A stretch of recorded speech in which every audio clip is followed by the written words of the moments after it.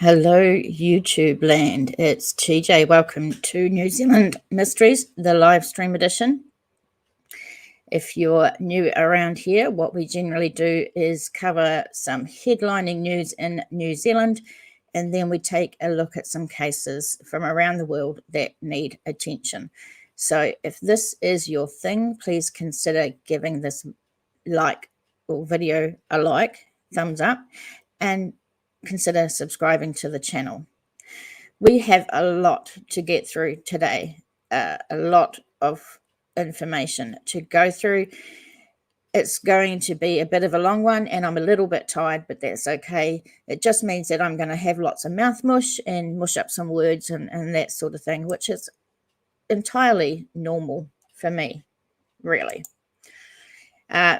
Before we go on and before we start, I just want to acknowledge the craziness that's going on YouTube right now about Summer Wells. Summer Wells is not a case that we usually cover here because of the drama associated with it, but YouTube has gone mad because apparently there's some new news in the Summer Wells case today, and apparently people were saying that body was found, but it has not been proven. No truth to it as far as I can see, just a rumor. Hey Julie, hun, welcome. So we're not going to say much more about that case because that's not something that we entertain. There's just too much drama. Hey on the rocks, welcome, hun. So heaps to go through. I actually got to tell you guys, I just turned down a shift from work at the last minute to be with you guys because I didn't want to bail out on this chat. So I really want to be here and hanging out with you guys. And I hope you're all doing well. The rules are at the top. No bullying. Be respectful to everyone. Don't mention other creators and channels. And don't be a dick. It's pretty damn simple. So welcome aboard. So we might as well get started. And I'm going to show you some information on a screen. Hopefully no technical issues today, guys. Or no me issues today, guys, because you know what I'm like with technical stuff. So we're going to start with some headlining news in New Zealand. Barbara, welcome. It's nice to see you. This is from newshub.co.nz. Man charged with murder. Woman charged with manslaughter over the death of toddler in Weymouth, Auckland. Now, I've said a few times on here, guys, New Zealand has one of the worst reputations for child abuse and child homicide in the OECD. It's extremely disgusting and something that I'm so shameful about for New Zealand. But let's have a look at this. 2 people have been charged in relation to the suspicious death of Auckland 2-year-old Arapira. The county's Manukau police said on Tuesday morning. Arapira died in South Auckland suburb of Weymouth on November the 1st. A man and woman, both 21, were arrested on Monday following extensive inquiries by the county Manukau CIB Detective Inspector Warwick Adkins said. The man has been charged with murder and the woman has been charged with manslaughter. Both are due to appear in the Manukau District Court on Tuesday morning. Officers are not seeking anyone else in relation to Arapira's death. Police said, I want to acknowledge the hard work and perseverance by the investigation team that has resulted in these arrests. Investigations involving the suspicious deaths of children have a profound effect on the whānau and our wider community. Investigations can often be impeded when members of the whānau fail to come forward with information or are unwilling to cooperate with police. However, Arapira's whānau assisted officers throughout their inquiries. So I just want to acknowledge those family members, those whānau, such a big majority of cases of child homicide or child abuse in New Zealand. The family and whānau shut down and won't talk to police. So this was quite refreshing that the whānau sort of stepped in this time and helped police with their inquiries. So I it's fantastic in a sad situation, of course.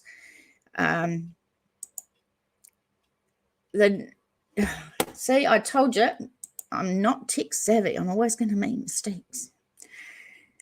Sadly, one of the other stories in New Zealand headlines right now, this is from newshub.co.nz. 2 women arrested after death of 5-year-old Malachi in Te Puna. So again, another tragic story. 2 women have been arrested in relation to the homicide of a 5-year-old boy who tragically died in hospital last week. Malachi was found with injuries at a Bay of Plenty property on Monday, November 1st. He was treated in Tauranga Hospital and was later airlifted to Starship Hospital in Auckland, but died in care that last Friday. Later that day, police launched a homicide investigation. Police on Wednesday said they'd arrested 2 women in relation to the death, one a 27-year-old from Te Puna, charged with willfully ill-treating a child, and the other, a 37-year-old from Tauranga, charged with attempting to pervert the cause of justice. Both women made brief appearances in Tauranga District Court on Wednesday and are due to reappear on Thursday. Now, if you can help with information, please contact 105 and quote file number 211001/6453, or you can go to Crime Stoppers and be anonymous on 0800 555 111.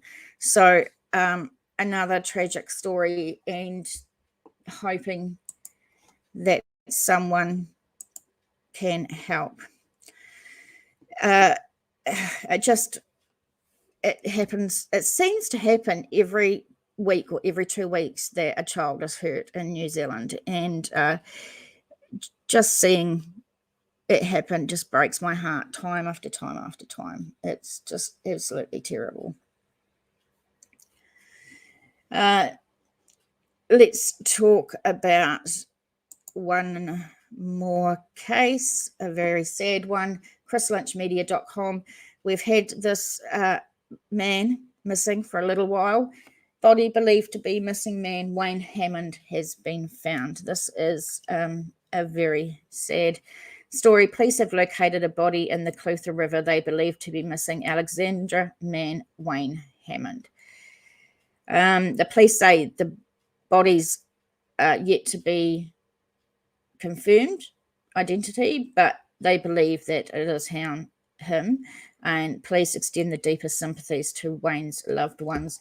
And we here, on behalf of the New Zealand Mysteries community, send our love and light to the family as well. It's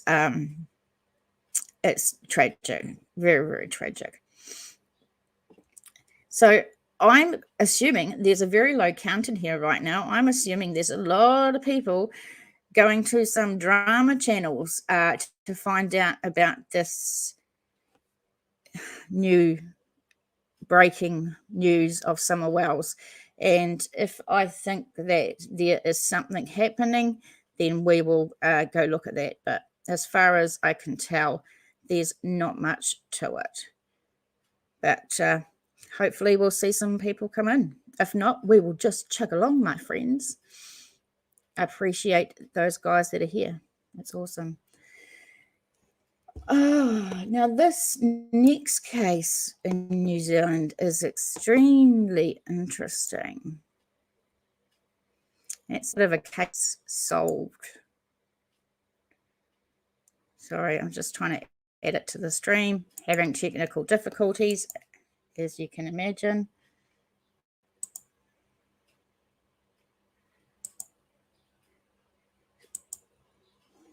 So I'm going to play a video from nzherald.co.nz, and then I will read the article. Cold case woman in New Zealand arrested over toddler's death more than 30 years ago.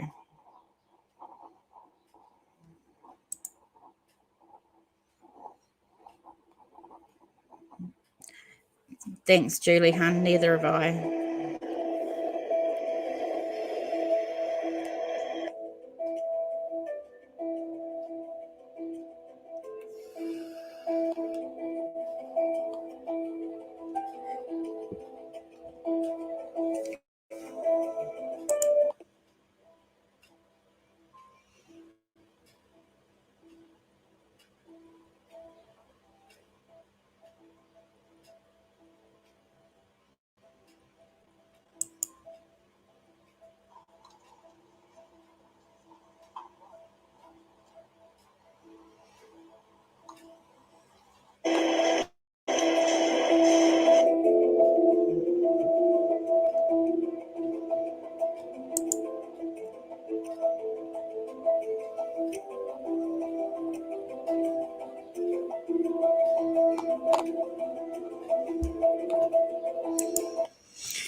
Okay, so we'll read this.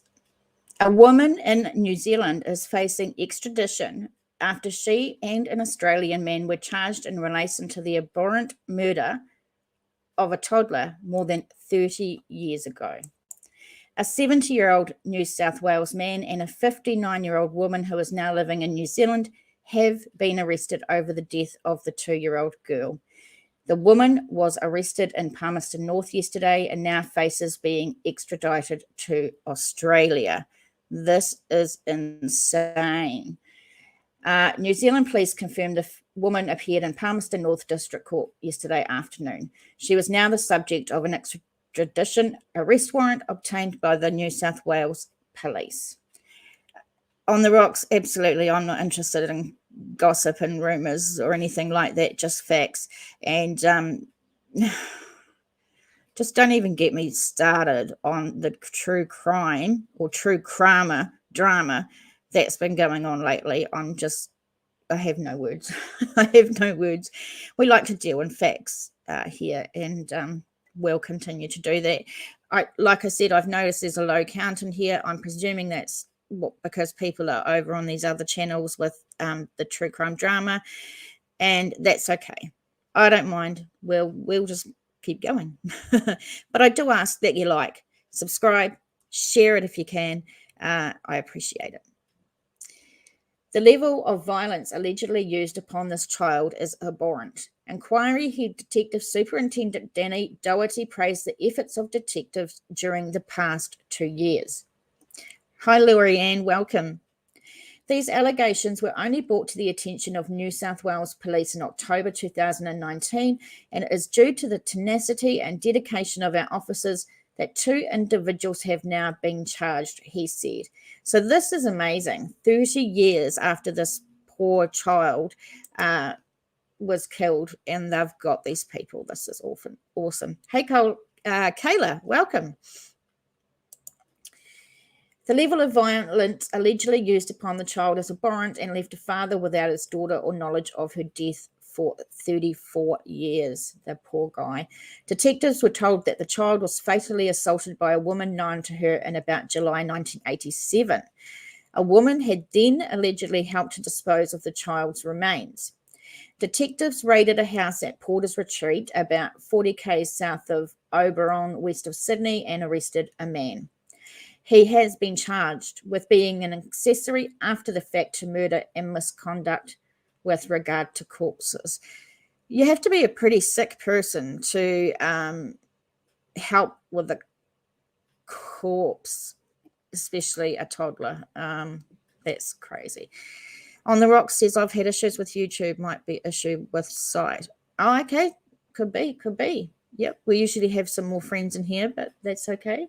I'm happy with the friends I got. The man was refused bail and is due to appear in Bathurst local court.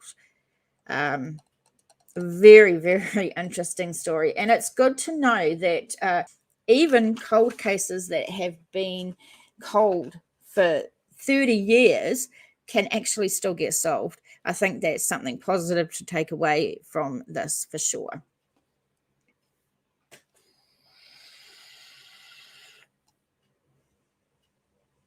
Just want to remind everybody that every article we look into, in case we look into, or story, everything is going to be in the description box below. All the links and sources, ways to get hold of me for case suggestions, ways to donate. Please become a member. The join link is in the description box. For less than the price of a coffee, you can support the channel for a whole month, which is awesome. But let's move on. I'm going to just go to my face page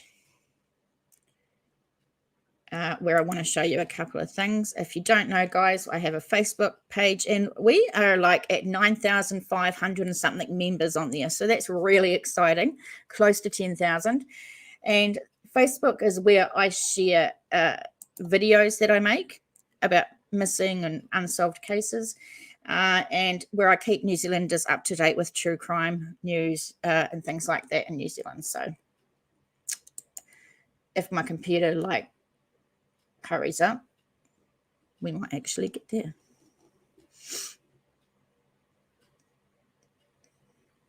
You know my computer is slow. It hates me. It's coming, guys. It's coming, I swear. Well, there we go.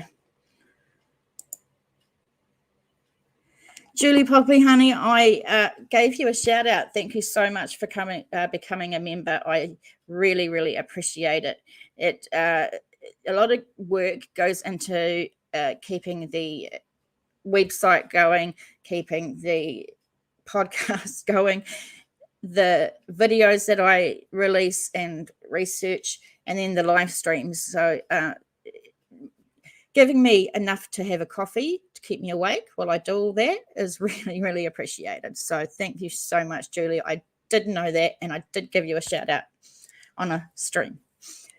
So one thing I did want to say is, if you haven't already, check out our website. I'm hoping to make sort of a database of people in New Zealand that are missing and unsolved. Oh, you meant the Facebook page? Oh, thanks, hon. Ooh, you're making me one person closer.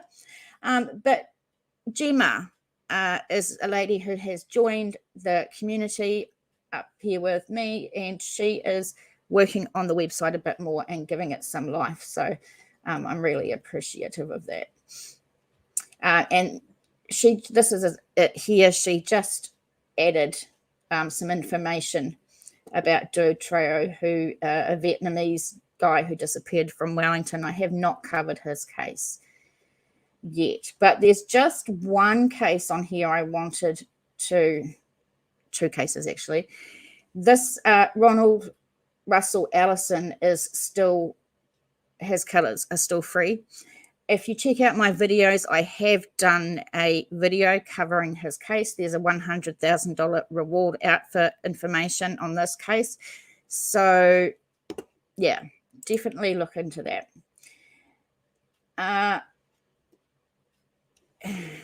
On the Rocks says, suggestion, start a GoFundMe for a new computer. I don't know how I feel about that.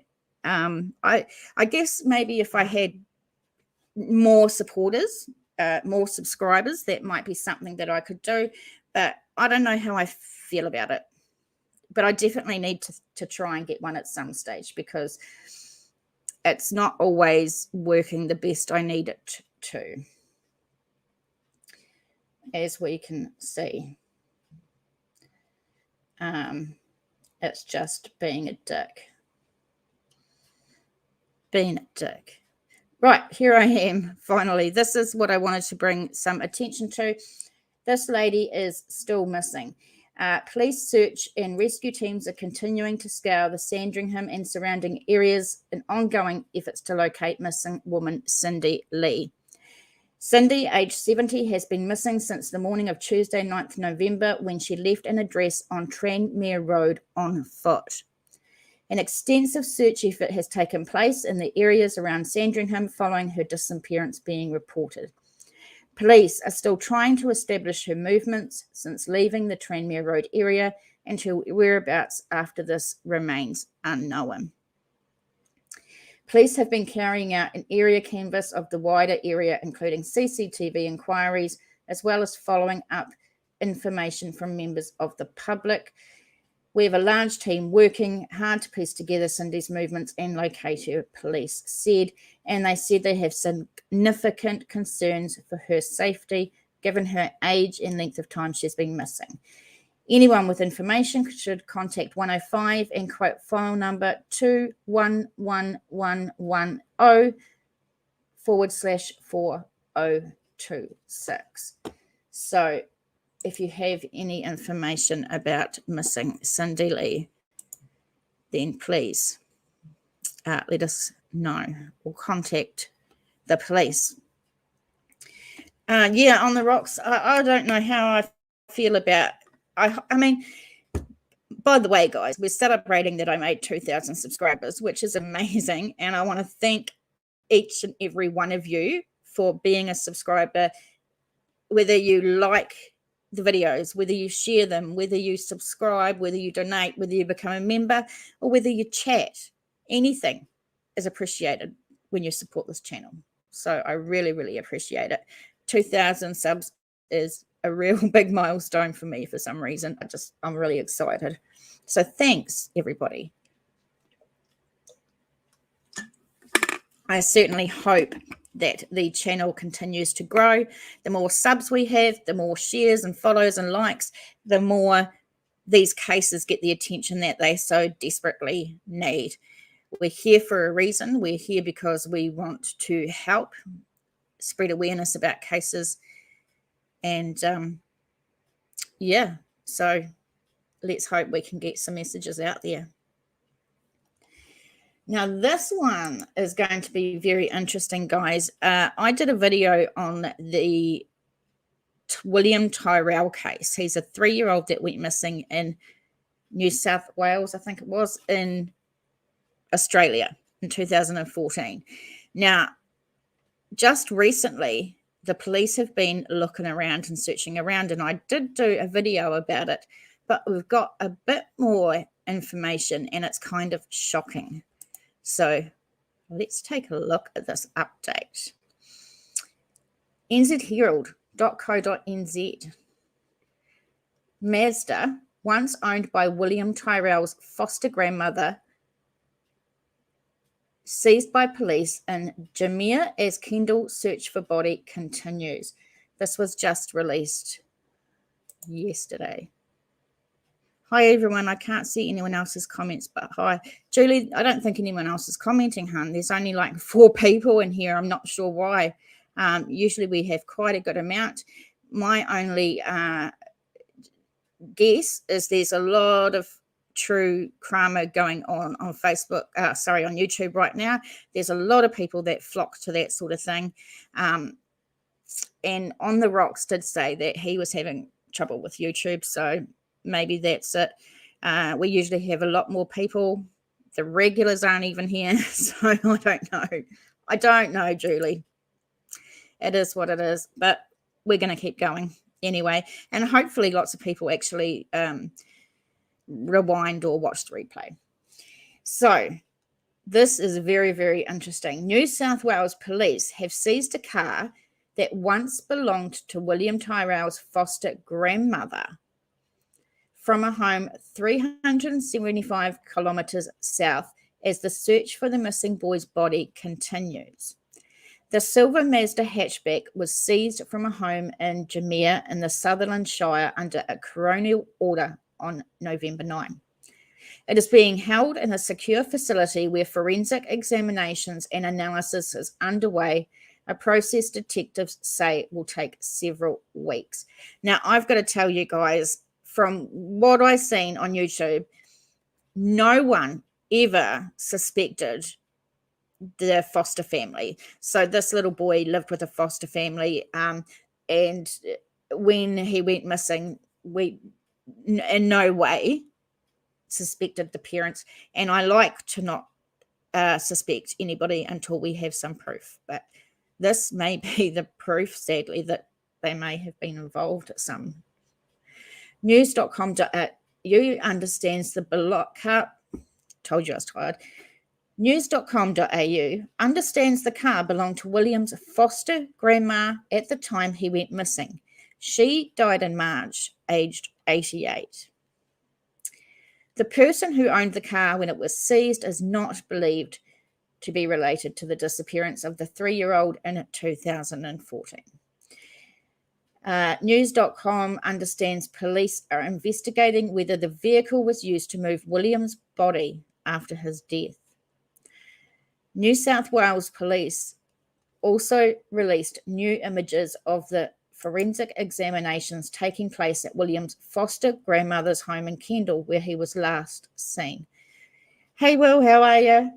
There's not many people here today, Will. I'm betting that there's a lot of drama going on in YouTube, and that's where some people may be. But welcome.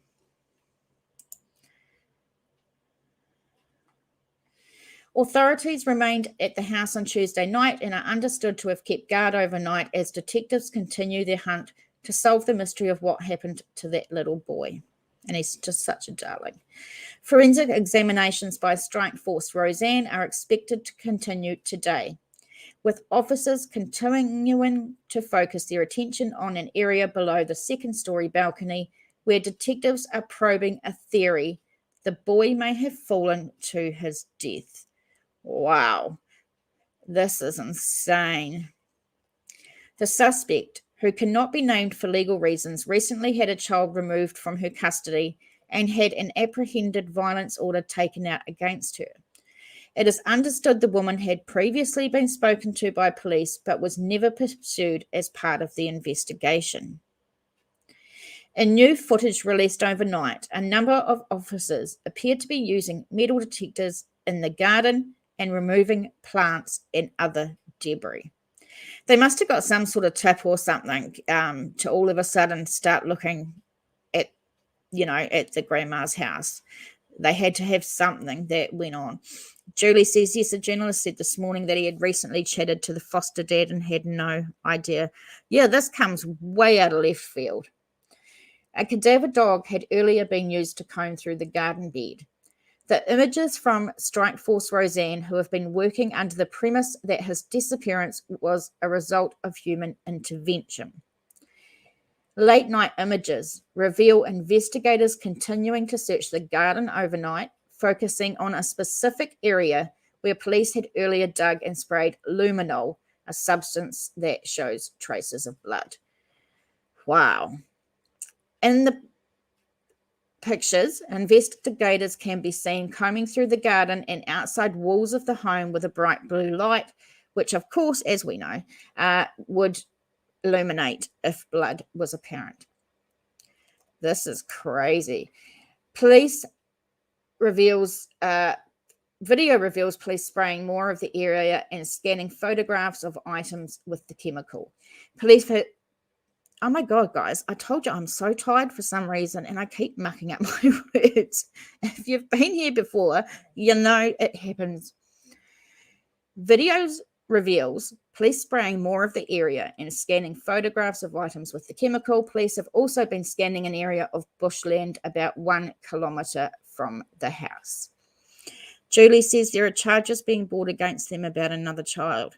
Oh, well, interesting, Julie. I didn't know that. Shortly before 10:30 a.m. on September 12, 2014, William, then aged 3, was playing in the yard of his foster grandma's house in Kendall when he disappeared. At the time, hundreds of residents and emergency service workers and volunteers searched homes, forests, creeks, and paddocks throughout the rural township, but William could not be found. The search that they did for this little boy was insane.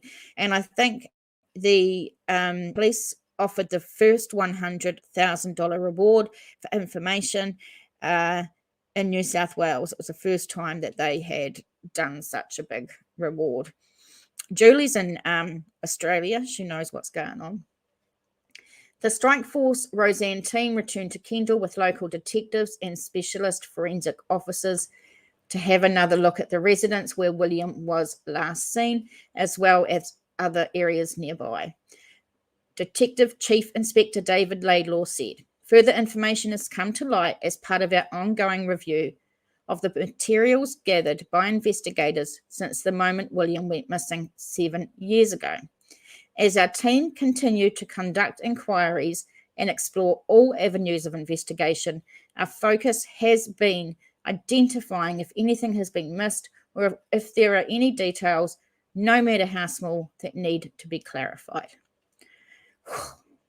Police remain committed to finding out what happened to William, but our most important job here is to bring him home for both families.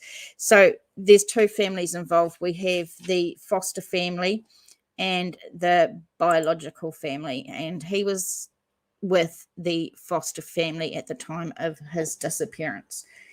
But this just blows my mind because none of the foster people or foster family were ever on the radar. You know what I mean? Police never seem to be looking at them. So big surprise to me, very big. I'm just going to have a drink, hold the phone.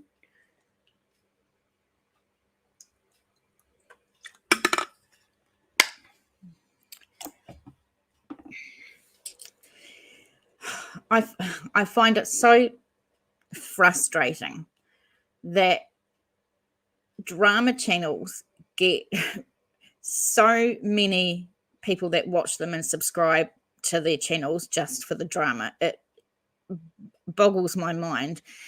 And then you get channels like mine that actually cover true crime and try and bring justice for families and that, and we get the less views and the less subscribers. But I really hope that changes. I know a lot of cases started because of summer wells, and that's all they've ever done is covered summer wells. And now that things look like, there's nothing new in the summer wells case. Hey, Autumn Fools, thanks for coming. Now that, the only thing that's keeping the summer wells case alive for some of these drama channels is the fact that Don keeps going on YouTube, and I think he's making it worse for himself, and these creators are jumping on the bandwagon and getting their bit out of it. That's just my opinion. Don't come for me. It just annoys the bejesus out of me. Hey, Autumn, it's good to see you, hun. Not a lot of people in at the moment. I know there's a lot of drama going on, apparently, so that may be why. But thank you all to here. So let's look at a couple of things going on in the US. So this is westernmassnews.com. I presume it's Western Massachusetts. And we're going to look at this video of this cold case, and then I'm going to read the article. Well, hopefully we're going to watch the video, and then I'm going to read the article, because like a slow shit. Come on now. Okay. Okay. Now it's doing the funky chicken. So while we wait, how's everything, guys? All right. Hopefully we've got something now. And it's daughter asking for public's help in solving her mum's murder in Springfield in the US. And hopefully in a minute we're going to have a video. Let's start talking. Over 1 years since Karen Soucie was murdered in her Springfield apartment.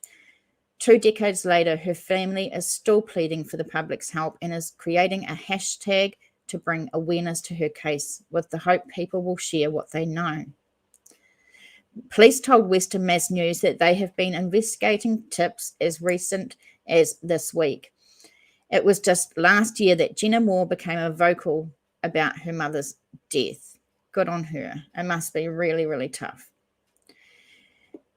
For a long time, we were quiet, but now it's time to get loud and ask for the public's help, Moore explained. Western Mass News first brought you the story on the 20th anniversary of Soucy's death. It's a day Moore's life was changed forever. I remember the day we were told, absolutely, it was just a couple of days after Halloween, Moore added. On November 3, 2000, Soucy's body was found in her apartment at 22 Berkshire Street in Springfield. She was known to be gone at work at a certain time. All New Zealanders, just come and get it. Safe affairs. Okay. It's now time to Now get it the goes. free COVID-19 vaccine. Sorry. That's funny. Now to a case that Western Mass News continues to follow. This month marks 21 years since Karen Soucie was murdered in her Springfield apartment. 2 decades later, her family is still pleading for the public's help, creating a hashtag to bring awareness to her case. They investigate tips as recent as this week. I sat down with Karen's daughter, who still remembers the day she got the news that her mom's gone forever. It was just last year that Jenna Moore became vocal about her mother's death. For a long time, we were quiet, but it's time to kind of get loud and ask for the public's help. Western Mass News first brought you the story on the 20th anniversary of Soucy's death, a day that Moore's life was changed forever. I remember the day that we were told, absolutely. It was a couple days after Halloween. On November 3rd, 2000, Karen Soucy's body was found in her apartment at 22 Berkshire Street in Springfield. She was known to be gone at work at a certain time. Mail began piling up, and Soucy's car didn't move from her apartment. That's when neighbors began to worry. The landlord actually entered her apartment and found her. Soucy was found lying in the bathtub but had no visible injuries. For 5 months, the family wouldn't learn that her death was a homicide until her autopsy was complete. So it was blunt force trauma. She had she broke her neck and her ribs had cracked and went into her lungs, and she basically drowned to death in her own blood. The details surrounding Soucy's death still haunt her 2 children 21 years later. It was too hard for Brandon Soucy to talk to Western Mass News on this year's anniversary. He was just 14 while his sister was only 12. Moore recalls memories the two had with their mother, who she described as spontaneous. She loved to wake us up in the middle of the night, maybe, and look at stars. Now the family is starting the hashtag Justice for Karen Soucy for people to share updates on the case. We do believe that somebody knows something. There was no evidence of a struggle in Soucy's apartment, leading Moore to believe her mother knew her attacker. There was no forced entry. In a statement to Western Mass News, Springfield Police spokesperson Ryan Walsh tells us, quote, "Our homicide unit has looked into all tips and leads in this case and have been investigating tips as recently as this week." Walsh says tips come in sporadically for many cases and added that anniversaries and media coverage can help. Bridget Baldwin, a criminal law professor at Western New England University, tells us there are challenges to closing unsolved cases. The detriments, of course, would be that with a case that's 20 years old, witnesses forget information, witnesses die. But with the advancement of technology and DNA, Baldwin says there are opportunities to solve these cases, especially if police have preserved evidence. We have triangulation technology with cell phone towers. Police officers are scrutinizing statements by witnesses a lot more. And new officers investigating the case can provide a fresh perspective, Baldwin says. She tells us social media also plays an important role. I believe social media is very effective at times in assisting in solving these crimes that have been hanging around for many years. Another reason why Moore encourages people to use their hashtag while she still waits for answers. I just want my mom's face remembered. I just want her story told. I want it solved. I want justice for her. I want peace for myself and my brother. Now both police and her children are hoping the right tip can lead to an arrest. And if you believe you may know something, anything to help with this case, text a tip to the number you see on your screen. It's crimes at 274-637 and type solve with your tip. You can also call the Springfield Police Department Homicide Unit at 413-787-6355. And Western Mass News is digging deeper into crimes that are happening in your community. Awesome. So we're definitely giving this case some attention and trying to get it out there. Welcome, Angelina. It's good to have you here. Yeah, well done for her daughter making this plea for help, and we're certainly going to try. I remember the day we were told, she said, it was just a couple of days after Halloween. That was from her daughter. She was known to be gone at work at a certain time, she said. Mail began piling up and Soucy's car didn't move from her apartment. That is when neighbors began to worry. The landlord actually entered her apartment and found her, Moore said. Soucie was found lying in the bathtub but had no visible injuries. For 5 months, the family wouldn't learn that her death was a homicide until her autopsy report was complete. While 5 months is a long time to wait. It was blunt force trauma. She broke her neck and ribs cracked and went into her lungs, and she drowned to death in her own blood, Moore said. The details surrounding Soucie's death still haunt her two children 21 years later. It was too hard for Brendan Soucie to talk to Western Mass News on this year's anniversary of his mum's death. He was just 14 years old, while his sister was only 12. Imagine that, guys. That's just awful. Moore recalled memories the two had with their mum, such as the time they went to the Dr. Seuss parade in Springfield. She described her mother as spontaneous. She said she loved to wake us up in the middle of the night and look at stars. Excuse me. Now the family is starting the hashtag Justice for Karen Soucie for people to share updates on the case. We do believe that somebody knows something. There was no evidence of a struggle in Sousie's apartment, leading Moore to believe her mother knew her attacker. There was no forced entry, she said. In a statement to Western Mass News, Springfield Police spokesman Ryan Walsh said, "Our homicide unit has looked into all tips and leads in this case and have been investigating tips as early as or as recently as this week." Now, if you can see on the bottom of your screen, I've got those numbers for this case if you know anything. Walsh told us in an email that tips come in sporadically for many cases and added that anniversaries or media coverage can occasionally lead to tips that are looked into. Bridget Baldwin, a criminal law professor at Western New England University, told Western Mass News there are challenges to solving unsolved cases, which we know. The detriments will be when the case is 20 years old. Witnesses forget info, witnesses die. However, with the advancement of technology and DNA, Baldwin said there are opportunities to solve such cases, especially if police have preserved the evidence. He said we have triangulation technology with cell phone towers. Police officers are scrutinizing statements by witnesses a lot more. New officers investigating the case can also provide a fresh perspective, Baldwin said. And I like it how she said that social media also plays an important role. Some police outfits, police agencies, a lot of agencies actually are very, very down on the social media side of things and think that it's just causing trouble and causing rumors and that sort of thing, and it really isn't any good. But we are hearing that, well, from some agencies, that if cases are presented the right way and with facts and evidence and stuff like that, and the cases are shared and followed and everything, tips can come up. So, we really look forward to this case getting some tips. So please do what you can to share this story out there, guys. It would be really good for her kids to get some justice for their mum.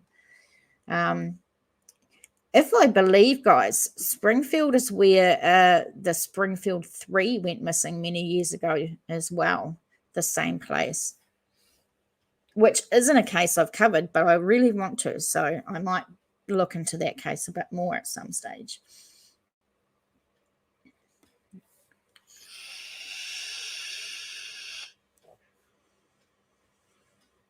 And although we've got the police saying, or the professor saying, that cold cases, especially after this amount of time, are really hard to solve, we do have a story about one that may be solved, a very old case. So this is really interesting. Or falls, I assume her boyfriend, husband, partner was cleared. That's the first suspect. There is no, well, there's no information on that. They haven't said whether she did have a partner at all.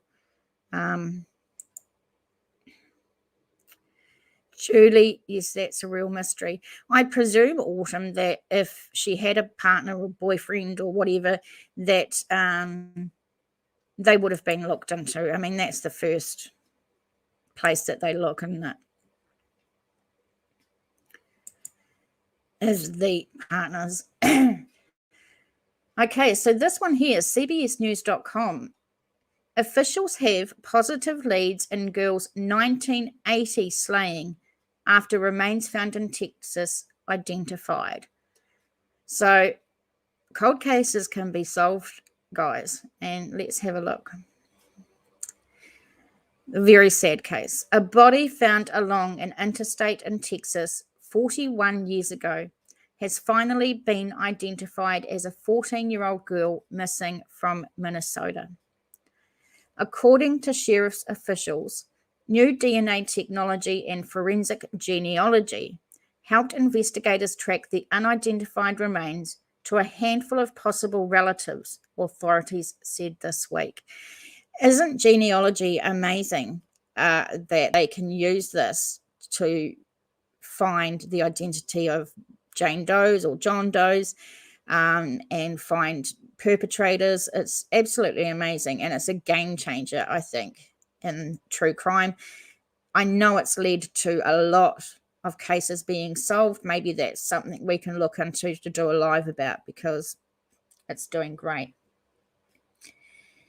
Investigators eventually determined the remains are those of Sherri Ann Jarvis, whose nude body was spotted along the interstate near Huntsville by a trucker in November 1980.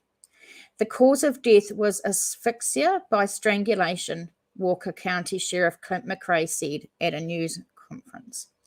And also, guys, I've got to tell you that this case was actually suggested to me. So when you do have cases that you'd like me to look into, just send me an email, nzmissing@gmail.com, or head over to our Facebook page and you can message me on there. There is thousands upon thousands of cases to cover. Sometimes I just don't know where to start, to be honest. So, yeah, if you guys in US or around the world want to suggest cases, please let me know. Okay, authorities believe Sherri was last seen alive at a nearby truck stop, asking directions to a Texas prison farm, CBS Minnesota reported. Her family told investigators she'd been in trouble for truancy at home in Stillwater, Minnesota, and was sent to a foster home before she disappeared.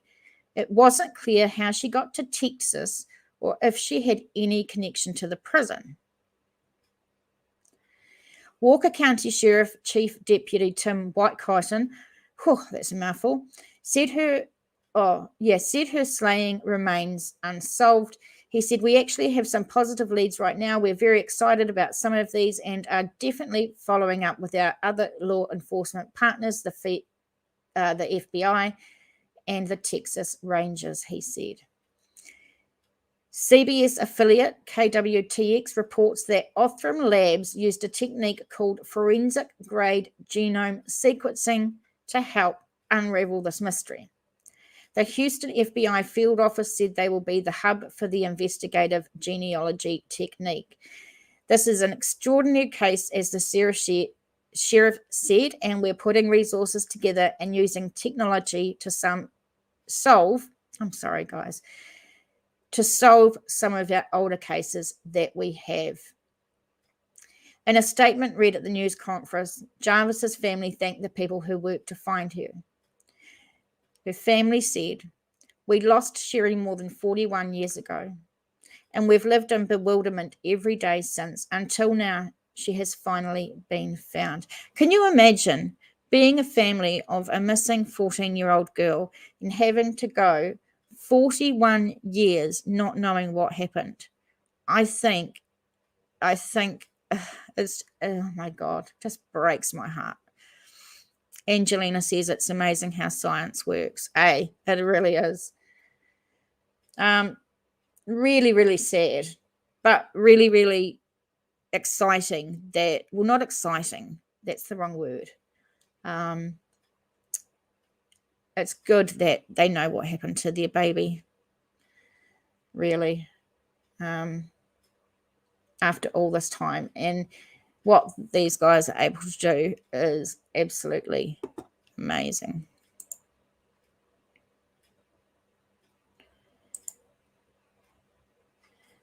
Yeah, forensic genealogy is solving some cases that are years and years and years old.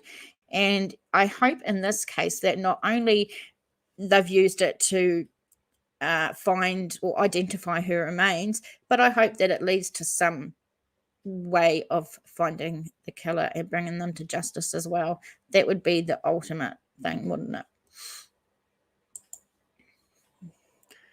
Okay, Autumn says about Karen. She was divorced and her kids lived with her father. Karen? Who's Karen? What Karen? Did we say a Karen? Did I say a Karen? Guys, I'm tired. Did I say Karen? Judy says it wouldn't leave your mind, just wondering. Yeah, I reckon it would be just awful. At least when, you know, you've got the remains, you can put them to rest, and it gives you some sort of closure knowing that your loved one is put to rest. But when they're just missing for so long and just not knowing, that must be the absolute hardest thing. Angelina, understand that you're new. I have mouth mush all the time. I forget shit all the time. I forget words. I forget sentences. And sometimes I forget. Oh, Karen Soucie. Sorry, guys. Oh, my God. Yes, Miss Soucie. Right. So Autumn says she was divorced and her kids lived with their father. Thank you very much. That's going to go down as one of my memorable bloopers on my live stream. That's for sure. Oh, well, that's all right, Angelina. At least I'm not alone, eh? Autumn says you need a nap, TJ. Yes, I do. After the live stream, I'm going to nap. I was just saying earlier, too, that I got a last-minute call to go to work to do a shift, and I turned it down because I had this live stream planned and I didn't want to cancel it. But now I'm thinking if I went to work today, gosh, I would have been sluggish. Don't know how much work I would have got done, that's for sure. So again, you know, if you want to look into these cases a bit more, everything you need to know is in the description box below. All the links, how to contact me, how to donate, how to become a member, everything you need to know. All right. We're going to look at another case. Just let me try loading it on my stupid computer. You know what I'm saying. We're going to look into a cold case in America. And a minute. Autumn says there looks like a good web sleuth thread on Karen Soucie. If anyone's interested, I'm going to read it after this. Oh, awesome. Thanks for that.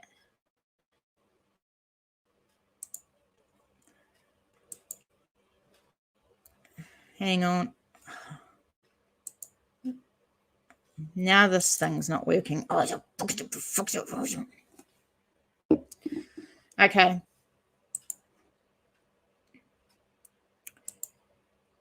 Angelina says you work too much, darling.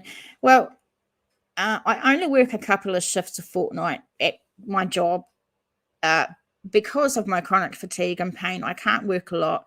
I do work a lot online, researching these cases, getting ready for live streams, even though they never turn out the right way. And then I've got the videos that I release on my channel as well, and the Facebook page. So I do a lot of work in that respect. But, you know, I enjoy bringing these cases in the news to people, and I really want these cases solved, or help, or just give them some airtime, anything, you know what I mean? Angelina says, I like we're covering these cases. Awesome. So we now are looking at the charlieproject.org, and we're looking at the case of Bradley Chase Strassena. And you can see Charlie Project have done a great job of putting all these photos together.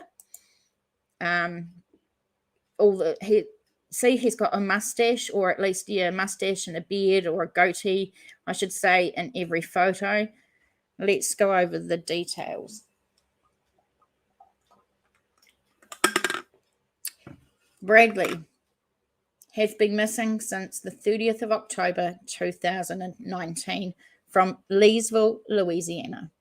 He is classified as endangered missing. He is a Native American white. They've got it.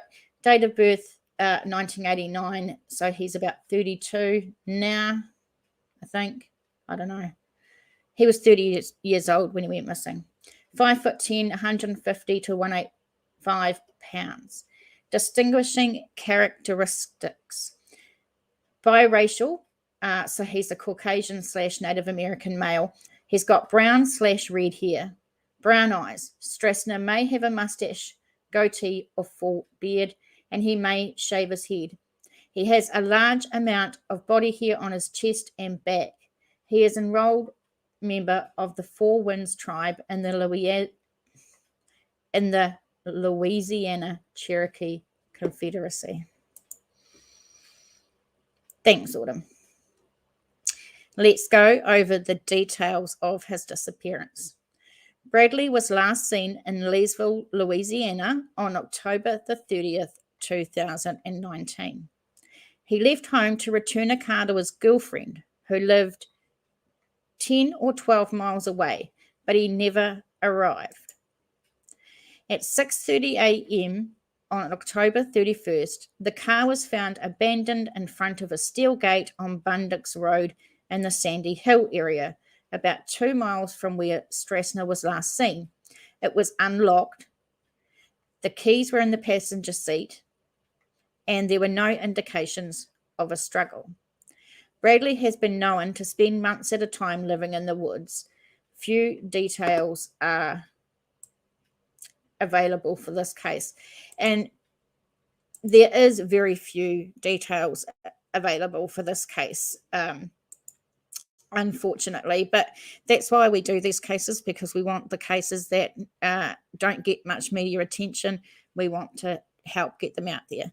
Hey Jenna, thanks for turning up, darling.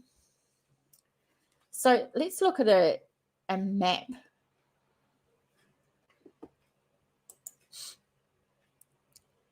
Autumn says, that's a bit odd, spend months in the woods like camping. Yeah, I presume so, but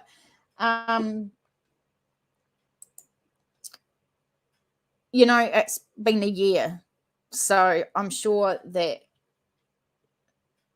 if he was camping in the woods or something, he would have been home by now. And I mean, look, the circumstances are really damn odd as well. So I don't know much about this area. Ugh. Okay, let's not do the map. My damn computer, guys. Okay, so that's the information that we get from the Charlie Project. I did, however, find one good source of information about this case. So let's check that out. And this is kalb.com. Last Saturday, October 30th, marked 2-year anniversary of Bradley Strassener's disappearance. To this day, the Vernon Parish Sheriff's Office has yet to find a lead that solves this case. According to the Sheriff's Department, Bradley was last seen on October 30th, 2019 in the area of Sandy Hills in Vernon Parish.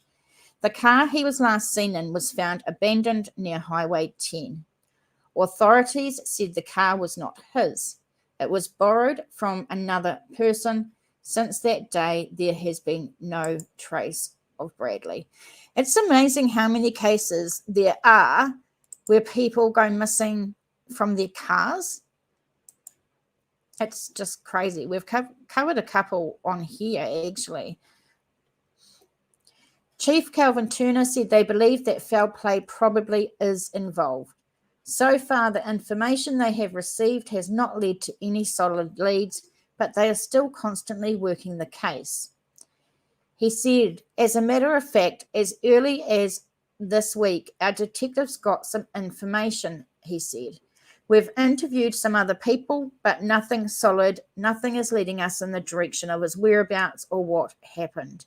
And across the bottom of the screen at the moment is information about this case, or the information you can go if you have information on this, I should say. I'm going to take one last shot at refreshing this to try and play this damn video. But it's getting out of control. I'm going to have to start saving for a computer. It's just getting crazy. And, you know, I want to try and start doing 2 or 3 live streams a week so we can feature as many cases as we can. I do want to let everyone know that if you see updates on the cases that we cover, please let me know. You can contact me by my email or go to my Facebook page and let me know there, because I don't always have the time to go searching for what is this shit doing.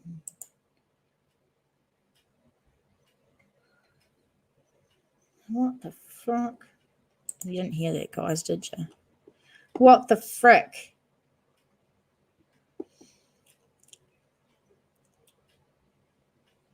Okay, a couple more seconds and I'm just going to give up on the video, I tell you. Anyone, it says down here too, can call Crime Stoppers 337-239-2233 and they will pay up to $1,000 for info leading to find him, and you can remain anonymous. Angelina says, I'm for sure not to go camping or in the woods. A lot of people go missing. I wonder why. I know there has been so many stories about people camping and getting, like, going missing or murdered or whatever. It's scary. I wouldn't go camping in New Zealand, and for sure I ain't going camping if I ever went to America. That's for sure. Actually, I don't even know if I'd want to go to America. I'm too scared of guns. I'm too scared of all the animals that you have. You know, the ones that can eat you. We don't have that shit here. So I don't know if I'd be coming to America anytime soon. Look, I'm sorry, guys. It's not going to play. But I do have the link to the article in the description box below, so that if you guys want to investigate further, you can certainly do that. All right. You're laughing at me, Angelina. I don't like spiders. I do not like spiders either. In fact, I'm so scared of the darn things that usually I have a panic attack, nearly faint. And if I know there's a spider, like, in a room, I ain't sleeping in that room until somebody gets it or I know it's dead. Hate the things. We're really lucky in New Zealand because we actually don't have big spiders. We don't have snakes. We don't have scorpions. Yeah, we're really lucky. Autumn says, I don't mind spiders, but I'm glad we don't have cockroaches here. Ooh, no. We don't have cockroaches either. Oh, no, maybe we do, to be honest. I'm actually not sure. I'm pretty sure I've heard stories of like slum, like apartments in Auckland once that had, or am I wrong? Did you know how I just said about stingray? No, not stingrays, scorpions. I seen an article about scorpions, and it just reminded me. So check this out, guys. This is so disgusting. This is from nzherald.co.nz. Plague of deadly scorpions unleashed in Egypt by seasonal storms. Imagine this shit. Egyptian storms had unleashed a plague of scorpions in Egypt. Heavy rain and flooding in the southern Nile region have 3 people dead and more than 500 others hospitalized from scorpion stings, state-run media reported. Downpours, hail and thunder in the province of Aswan over the weekend forced local authorities to suspend school classes. Look at the size of that thing. Oh my God. The storms forced scorpions from their hiding places into many houses across the province. He said at least 503 people were hospitalized after suffering scorpion stings, and that all of them were discharged after they were given anti-venom. This sounds like a horror movie, right? Oh, I know, Julie. No. Oh. Jenna says, we have scorpions here. They're annoying. Where are you, Jenna? Local English language news site said that medical units in the surrounding villages and mountains had been given extra supplies to deal with scorpion stings. No deaths had been reported. Oh. Said in a statement that no deaths were reported from the scorpion stings. So no deaths, but 503 people hospitalized from getting the stings. Oh my God. What the fuck? That's crazy. Are they venomous, Jenna? Yeah, Jenna, let us know. Where are you? And are they dangerous? Jenna says no, but the sting can hurt. They are the little brown ones. So obviously not that big, huge ones here that need antivenom. Angelina says, I read scorpions than I think you might be saying, I'd rather scorpions than spiders. I don't think I even want either, thanks. But I think maybe I wouldn't be as scared of a scorpion as a spider just because spiders are ugly and scare me. Just saying. Maybe. Gina, I'm in Austin, Texas. Right. Angelina, where are you from? Auden, where are you from, my darling? Will, if you're listening, where are you from?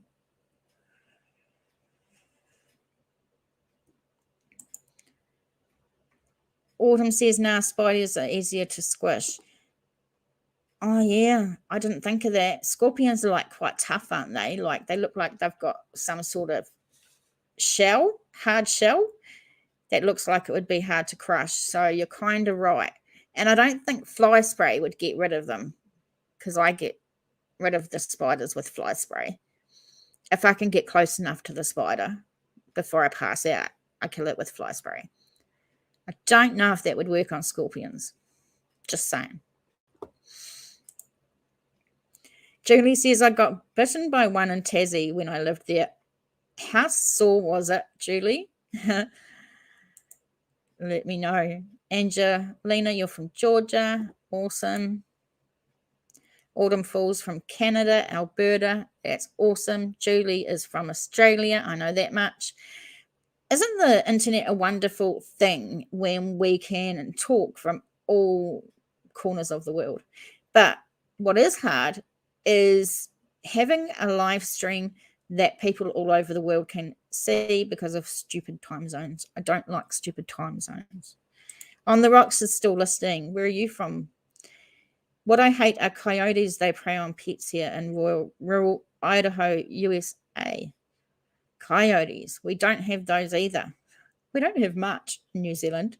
Quite lucky in one respect, but not in others. Like, it would be nice to have some things. Like, I want squirrels. They look really cute. We don't have squirrels here. Julie said it was bad. Autumn says, oh, coyotes are cute, but they are terrible for pets.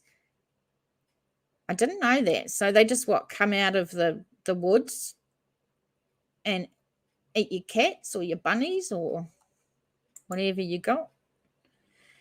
Autumn says, this started at 3 p.m. my time, so it was good today. You know, I start this at 11 a.m. New Zealand time, which is hard because I know a lot of New Zealanders can't make it because they're working.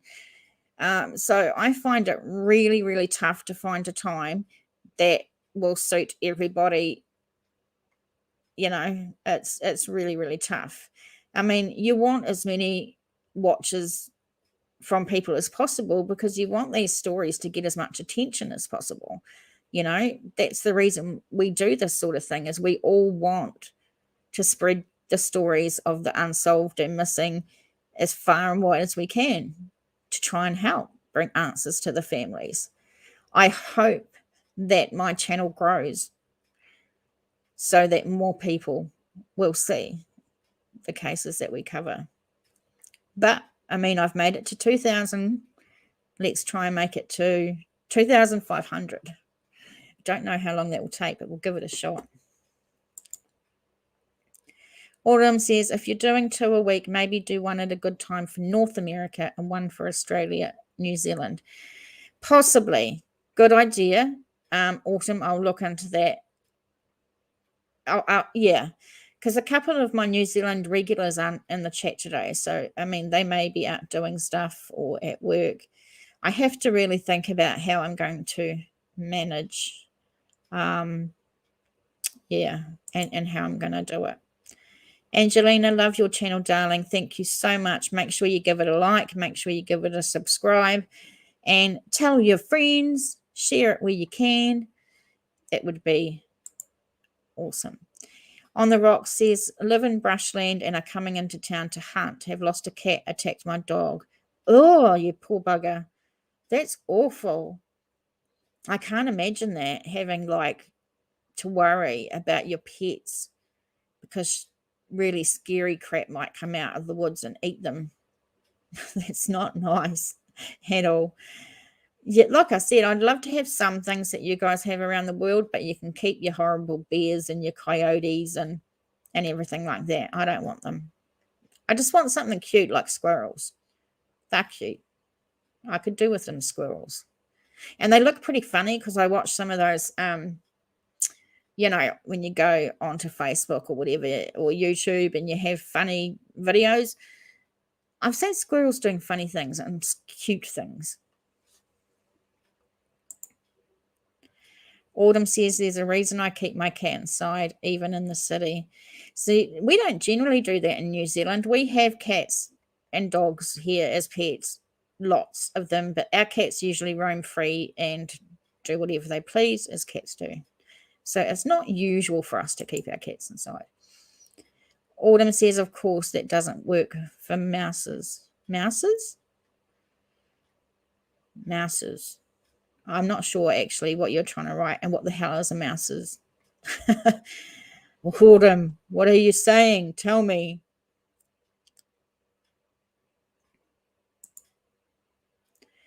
Angelina, scary. Maybe they don't have food in the mountains, so they go down to hunt whatever. Yeah, I mean, if they're predators, they're going to hunt wherever they can get easy prey, aren't they?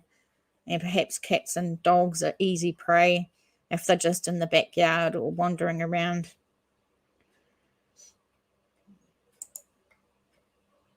Mouses are cats that live on farms and barns, etc., to keep the mice away.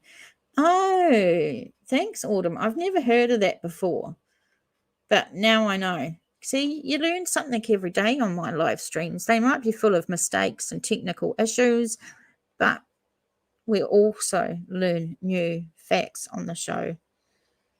Very, very good. So, guys, tell me what you're doing for the rest of the day before I wrap this up. I know that I am going to have a nana nap for an hour or so. It's 12:15 p.m. here, so lunchtime. Then I'm going to have some lunch. And then I'm going out to see my son this afternoon. On the rocks, my cats get out because I'm disabled and can't always catch them. Oh, I understand, rocks. That must be awful. Very, very scary to know your cats are like out there and you can't help them. Autumn says here, coyotes often come into the city because we have a huge population of jackrabbits and they come to eat them. Interesting. A nana nap. Have you not heard of a nana nap? That's just me having a nap, but nana's nap. So I've always called it a nana's nap, even though I'm not a nana yet. Getting my computer fixed. That's a good thing, Julie. All right, guys, I'm going to wrap it up. I thank you so much for joining me once again. Thank you for helping me reach 2,000 subscribers.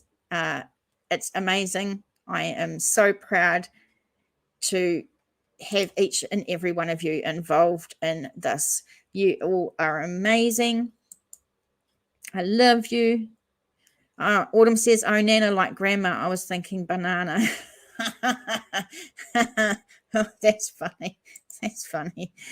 I enjoyed each and every one of you. Thank you so much for joining me. Take care. Look after everyone. Be kind, but be kind to yourself as well. I will see you on the next one. Please share this where you can. Consider donating. Consider liking, subscribing, following, sharing, donating, whatever you can do to help the channel. See you guys. Love to you all, and see you on the next one. Bye now.